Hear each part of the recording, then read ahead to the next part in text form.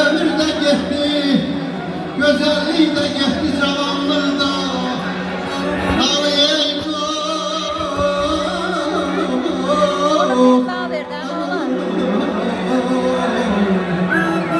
hani ey dost, evvelki temperalı ömrümüzü.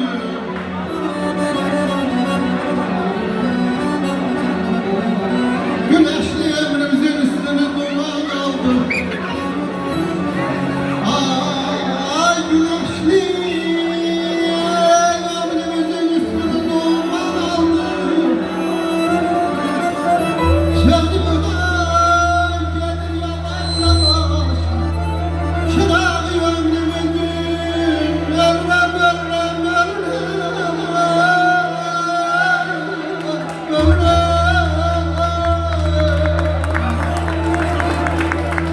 Sağ ol əmi, alqışlayın səni. Mən deyirsən deməm, aldanıb gələcək bizi. Ötən hər günümüz keyf imiş qağa. Xatirə sayılan hər dünərimiz ömür bazarından nəf imiş qağa. Saatlar, dəqiqələr ömrü yeyilmiş.